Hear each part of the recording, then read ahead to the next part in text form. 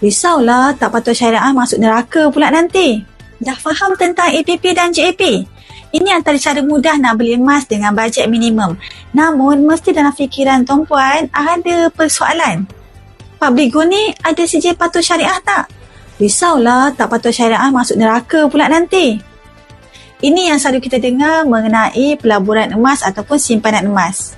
Sebelum kita nak menyimpan kat mana-mana platform sekalipun, kita kena pastikan transaksi adalah disahkan patuh syariah oleh mana-mana syarikat syariah yang telah diiktirafkan.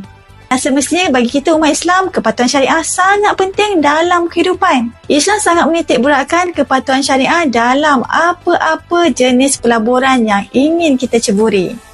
Tentulah kita nak bawa harta kita ke akhirat juga kan? Untuk makluman tuan-puan, Public Gold telah sekian lama menerima pemberian sijil patuh syariah ni. Diterima daripada Amani Advisors yang berhad yang diketuai oleh Datuk Dr. Muhammad Daud Bakar, iaitu Pengerusi Majlis Pengawasan Syariah Bank Negara Malaysia.